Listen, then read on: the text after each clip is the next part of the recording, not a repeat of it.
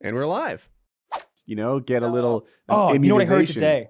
So, you know, at the airport, the little gray tray that you put your shit in, they tested those. Those have the highest instances of viruses and bacteria of anything they had done ever tested in these like studies that they do, much higher than toilet seats. And there's nothing you can do. Because think about it, everybody's touching them and nobody's washing them. Why don't they spray them with it? Ever. TSA? Oh, you're surprised TSA didn't go above and beyond to make sure that the gray trays were sparkling clean? Good point. This is, as soon as you said TSA, I'm like, got it. Yeah, exactly. Like the most not to get into a whole libertarian thing, but TSA is a perfect example of like where like you need to get rid of a government thing and get a private organization in there. Like there needs to be someone who's making a profit to like secure our airports and fondle our children. Yeah. You know, we had a private organization and 9/11 happened. A private organization post 9/11 then, like with that knowledge, like I mean, you know, a lot of things changed. You know, there was the thing, you know, we weren't going to the thing to do when a plane was taken is do whatever they ask you to do. You know, like because the idea was they, you know, the longer you keep them on the line, the longer you keep them flying around up there in circles, the longer they're not hurting people. But then they realize, oh, these guys are flying the fucking planes into buildings. That shit'll never happen again either. But I'm with you. I think in jobs like that, where hundreds and thousands of lives are on the line, there has to be some sort of incentive for them to do a good job. You know, TSA's never caught a terrorist. And have you read the percentage of bad shit that gets through? It's really high. Yes, absolutely. There's a reason for that. I spoke to the TSA one time. They recognized us in the airport, and it was me and some gun guys, and they were talking about that they were hiring people to try to get things through as part of a program. And my friend was like, well, we have a lot of ideas about that because these are guys who build guns and make guns and build explosives legally and make all kinds of explosive devices. He's like, oh yeah, I'd love to be part of that. He's like, I could totally get something in the handle of this carry-on here. I could put enough plastique inside this to blow the window out of the air. You know, he's going through all these like nightmare scenarios, and they're like, could you come in on Tuesday? And he's like, nah, we're working. See you later. Yeah. But I would have loved to have done that. But you need some of those people.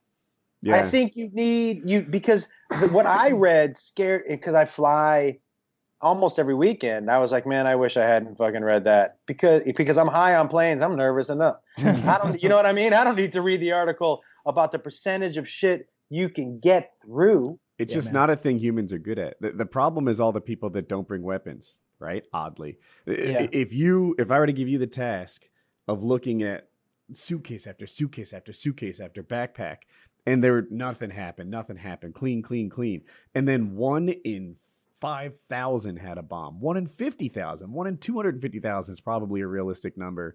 You would probably not catch the 1 in 250,000 because you just go numb from the 249 some. Have you ever seen, like, I've seen this before, and I don't assume they're catching anything anyway, because if you ever got a good look at the crew at TSA, it's like this is not an elite task force assigned. I wonder if they pay well-ish. Like, right? I bet they're probably similar to like DMV employees, something like that. Yeah, I don't think it's great. The quality of the employees seems, you know, similar in that regard. They seem very I've unhappy. also noticed it where like yes, they like they're, you know, the guy who sits behind the little shield and he presses the button and you see everything going on his screen with like the bright neon lights. I've seen it multiple times. Like the guy has the finger on the button as things are scanning through, and he'll like turn and like talk to another employee, and shit's just going through. Yeah. And it's like, if I were a terrorist, you would have just let me here. Like, I'd be fine. You are a little swarthy.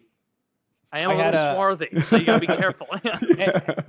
and I feel like it's one of the if I had a group of terror cell, I would use this little tip that I noticed one time. Like a girl, I flew a girl in to see me, and she had her sex toys in a bag, and I guess they like popped up on the screen, and the lady's like, "What's in here?" And she goes, "Butt plugs."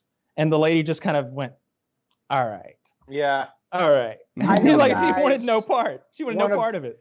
All you need is an explosive magic wand, and you got something. A fun little practical joke when you're traveling with somebody is to put a dildo in their carry-on when they don't know.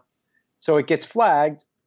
And then it's so fun to do. You've never put a dildo in somebody's carry-on, and I don't have dildos offhand to be tossing into bags. You just got to buy more them for the expensive occasion, than they should be.